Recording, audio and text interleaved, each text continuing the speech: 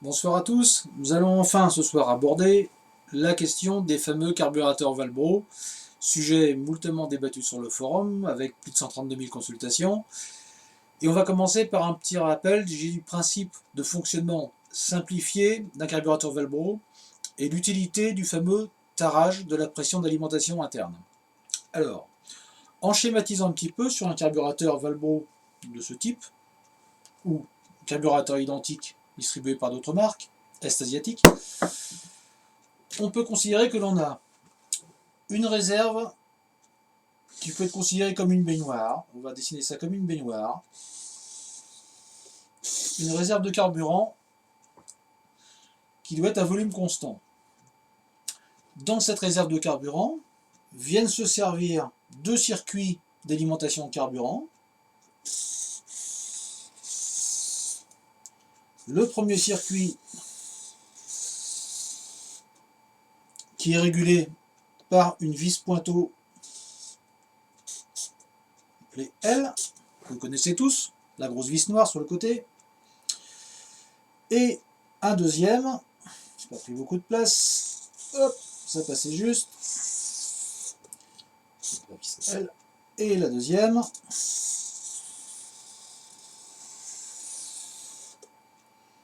qui est régulée par la vis pointeau, la vis H, la vis de haut régime. De l'autre côté du carburateur, sur l'autre face du carburateur, nous avons le système de pompe. On va la dessiner comme ça.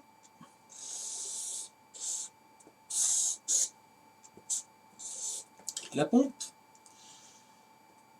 Donc, le réservoir.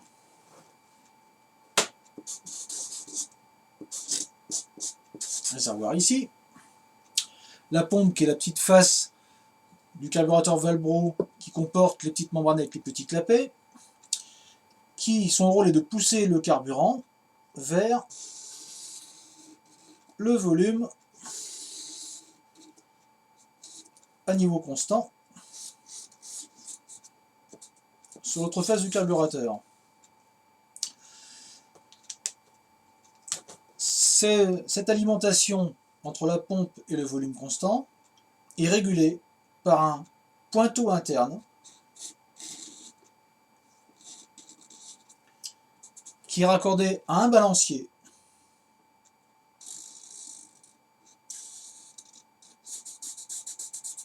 et avec un fameux ressort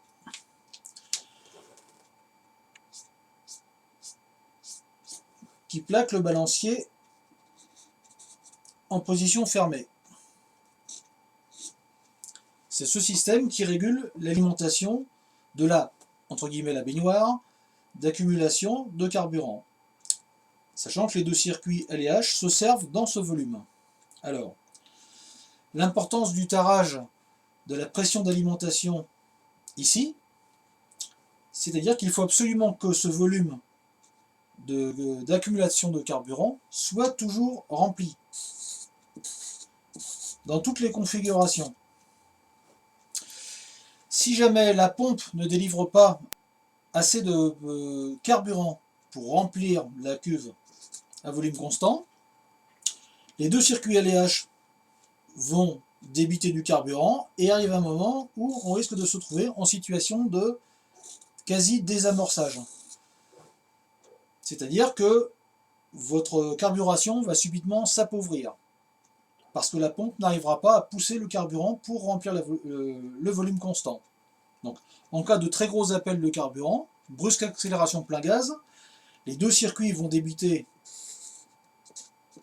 beaucoup de carburant, mais il faudra que dans le même temps, la pompe maintienne le niveau. Alors, de convention par le fabricant Valbro, la pression sous laquelle la pompe remplit l'accumulateur doit être de 11 PSI, mesure anglaise, soit 0,75 bar. Voilà. Le souci principal, c'est que dans 99% des cas, le ressort qui plaque le pointeau interne le plaque beaucoup trop fort et on a couramment des valeurs relevées de pression d'alimentation interne supérieures à 2 bar 5. On est quasiment en butée des manomètres.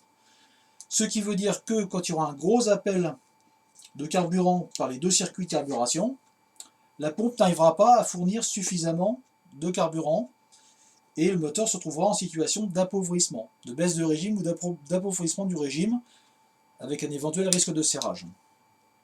Alors, pour remédier à cette situation, on procède à un tarage de la pression d'alimentation interne du carburateur type Valbro. C'est-à-dire qu'on va jouer sur la tension du ressort, ici, qui pousse le balancier qui plaque le pointeau. Donc on va jouer sur la hauteur du ressort qui plaque le balancier pour ramener à une pression cohérente. Voilà, voilà le principe du tarage de la pression interne des carburateurs. Ça soulève beaucoup de débats, beaucoup de discours.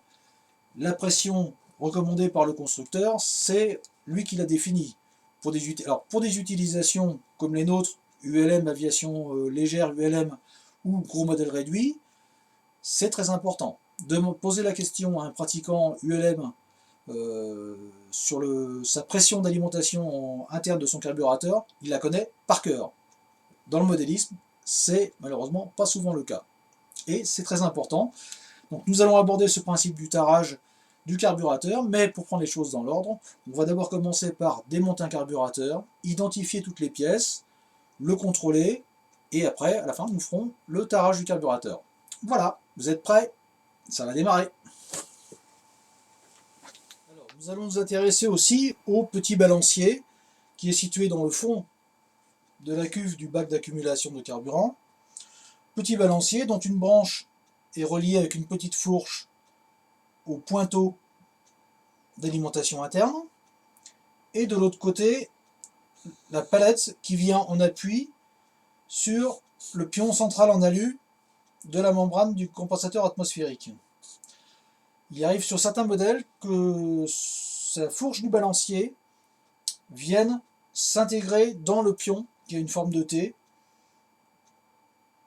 qui a une forme comme ça. Il peut arriver que le balancier vienne s'enficher sur le pion de la membrane. Les deux montages sont possibles. Alors, il y a une chose qui est très très importante, c'est la forme du balancier qui doit toujours rester dans le même plan horizontal. Ça veut dire que les deux palettes, celle qui prend appui sur le haut du pointeau et la palette la palette longue qui prend appui sur le pion central, doivent être toutes les deux dans le même plan horizontal. Il ne faut jamais déformer la palette du balancier, ni pour modifier la force du ressort, c'est-à-dire que le tarage. Le tarage s'effectue en modifiant la longueur du ressort, et en aucun cas en déformant la palette du balancier, comme je l'ai relativement souvent vu sur certains terrains. Alors, pourquoi? Tout simplement, c'est que la palette longue du balancier est en appui sur la membrane. Si on la déforme dans un sens ou dans l'autre, on annule tout effet du correcteur atmosphérique. Alors, pour cela, Valbro commercialise une jauge étalon, comme ceci, qui permet d'aller précisément contrôler la hauteur de la palette du balancier. En règle générale, la palette du balancier est dans le même plan que les petits bossages de fond de cuve. Mais il peut y avoir des exceptions. Ça peut être à ras du carter supérieur, ça peut être dans le fond de la cuve, et des variations selon les modèles. Donc Valbro commercialise la cale étalon, comme ceci, donc avec les différentes annotations selon les types de carburateurs. La palette du balancier sera plus ou moins en retrait. On voit peut-être mieux comme ça, sera plus ou moins, ou sur fond orange peut-être, voilà, sera plus ou moins en retrait par rapport au plan de joint du carter, voire même dans certains cas, exactement aligné sur le plan de joint. C'est un instrument indispensable quand on commence à vraiment travailler la carburation fine sur les carburateurs Valbro. Voilà. On passe à la suite. Bonjour à tous, nous avons vu précédemment le principe de base du tarage des carburateurs type Valbro. Donc voici deux exemplaires de tailles différentes. Un des séries WA, WT, plus adapté aux petites cylindrées moteur de 20 à 50-60 cm3, et l'autre de type WB, WJ, qui est adapté aux moteurs de gros cylindrées, le plus souvent montés sur des bicylindres. Alors, le point commun à tous ces carburateurs type Valbro sont qu'ils disposent sur leur face supérieure, sous un couvercle, d'un système de pompe à carburant, que nous verrons ultérieurement, en détail.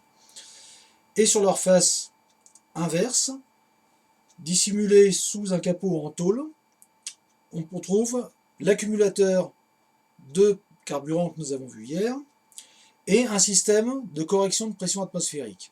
Alors, on va essayer de l'expliquer aussi le plus simplement possible, mais c'est une chose aussi importante que le tarage par lui-même de la pression interne d'alimentation. Alors, on va reprendre le petit tableau. Je vais faire ça plus gros, on m'a dit que c'était trop petit. Alors, nous avons vu hier, nous avons notre baignoire. Voilà, l'accumulateur de carburant, on va l'appeler par son vrai nom. Comme ça. Avec son pointeau interne.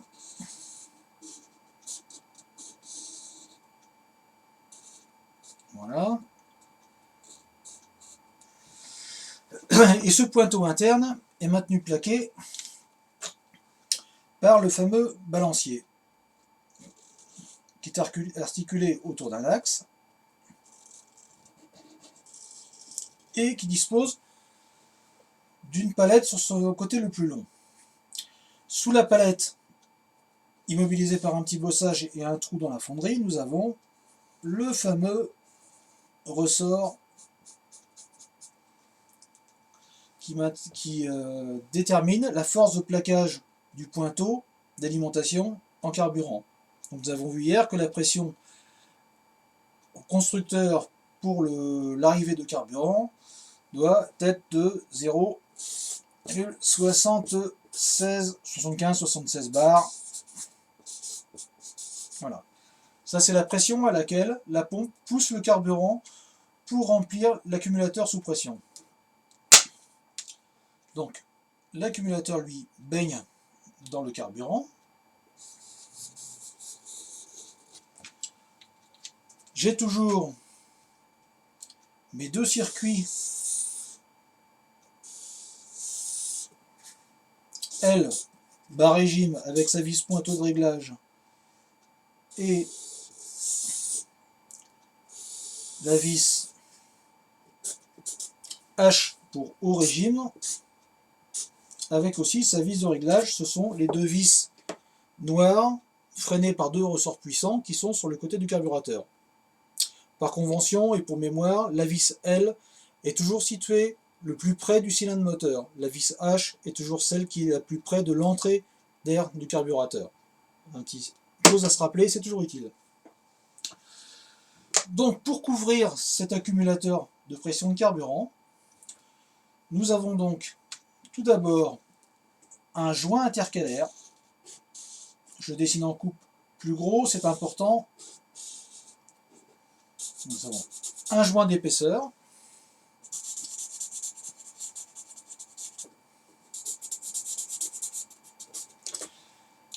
Et une membrane souple qui va venir coiffer au-dessus du joint. La partie souple, la partie centrale de la membrane, la partie souple. Au centre de la membrane, nous avons un disque en aluminium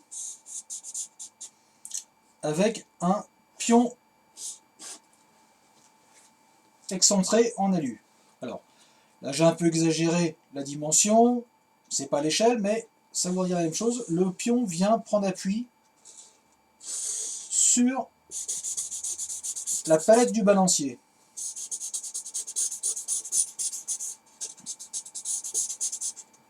Et pour coiffer le tout, nous avons le capot externe, donc qui est un capot en tôle bombé, avec un petit trou de mise à l'air libre qui peut se situer généralement sur le côté du bombage. Voilà sur un type WWJ et le modèle classique, série WAWT. Sur les deux, nous avons donc le trou de mise à l'air libre, voilà, que je vous ai identifié avec les petits coups de marqueur. Voilà. Alors, je vais dessiner le capot.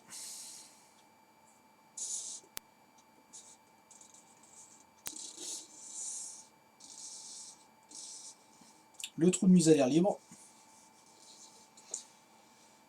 Et bien sûr, vous avez donc les vis de fixation qui viennent plaquer le capot, la membrane, le joint intercalaire dans le corps du carburateur. L'empilement des joints est très important, puisque nous verrons sur la face opposée côté pompe, l'empilement des joints est inverse. Alors ici, les vis de fixation, voilà.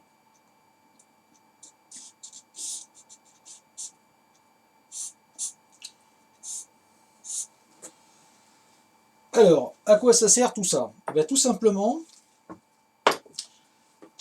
ce correcteur de pression sert à corriger la pression du pion de la membrane souple centrale sur la palette du balancier pour compenser la puissance du ressort. Ce qui veut dire que quand nous aurons une variation de pression extérieure, donc en hectopascal, plutôt nous sommes en conditions anticycloniques ou dépression, ou pour une variation d'altitude brutale, nous aurons de très légères variations de la pression atmosphérique en hectopascal. On va faire simple, on ne va pas rentrer trop dans le détail pour pas vous perdre. Ce qui veut dire que la membrane souple va venir constamment, en fonction des variations de pression, compenser la force du ressort, qui lui est donné pour un tarage nominal de 0,76 bar, sans tenir compte de l'appui de la membrane qui vient juste lécher la palette du balancier. On fait une petite pause. Alors, nous avons vu donc que le rôle de cette membrane souple,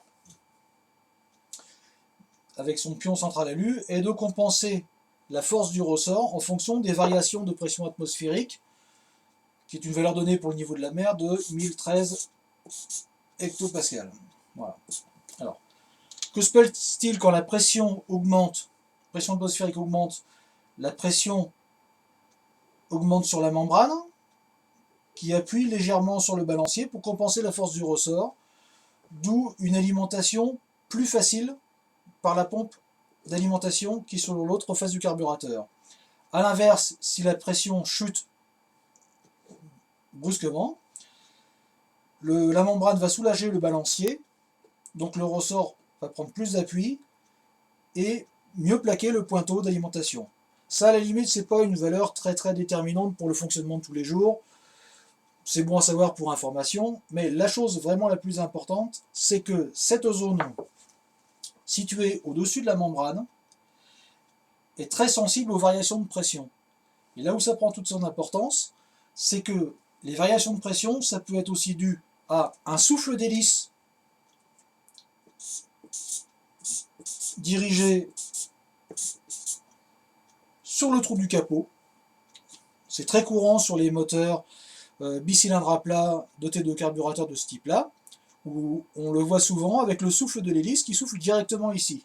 Ce qui veut dire que ça crée une pression artificielle sur la membrane et qui va donc fausser l'alimentation de la cuve à niveau constant. Alors, ce qui est très important, c'est de déporter cette mise à l'air libre. Alors, on peut le faire de deux façons, en brasant un petit tube laiton directement sur la plaque en tôle et en la reliant vers un endroit non perturbé par les pressions et contre-pressions sous le capot moteur, par exemple derrière la cloison pare-feu de l'avion. Donc la prise de pression se fait dans un environnement non perturbé. Deuxième possibilité, changer le capot en tôle qui coiffe le compensateur atmosphérique par un modèle un petit peu comme ceci que j'ai mis au point après un an de test, qui permet d'avoir un volume d'air beaucoup plus important au-dessus de la membrane de compensation et d'être équipé d'une prise de pressurisation coudée et d'une durite pour aller chercher la pression dans un endroit non perturbé. Donc deux avantages, volume d'air majoré et puis des ports très faciles pour aller chercher de l'air non perturbé. Donc le fameux capot upgrade, lui va venir comme ça. Voilà.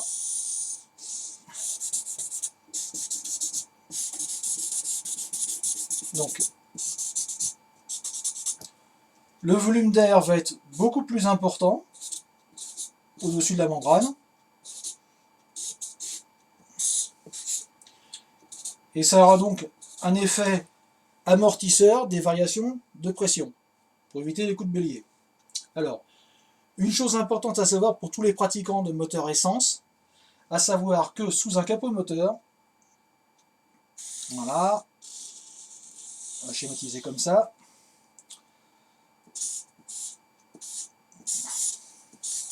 l'hélice et la cloison pare-feu. Votre moteur et son carburateur, il faut absolument respecter le ratio d'entrée-sortie d'air de une surface d'entrée égale 3 surfaces de sortie. Entrée d'air face avant du capot derrière l'hélice égale 3 fois les surfaces cumulées. C'est la seule façon d'obtenir un bon refroidissement moteur. Les moteurs essence chauffent beaucoup plus. Un moteur méthanol tourne à peu près entre 90 et 95 degrés. Un moteur essence tourne entre 110 et 115 degrés en température de cylindre. Donc il faut évacuer toutes ces calories et ça permet aussi de respecter le ratio qui permet de ne pas avoir de pression artificielle sous le capot. Si vous avez un ratio de 1, 2, votre pression sous le capot va augmenter. L'air chaud, l'air au contact des cylindres se dilate, ça va créer une pression artificielle sous le capot qui va aller perturber notre carburateur s'il n'est pas équipé d'une prise de mise à l'air libre déportée. Ça peut être une grosse source de soucis pour les réglages de carburation. Donc c'est important.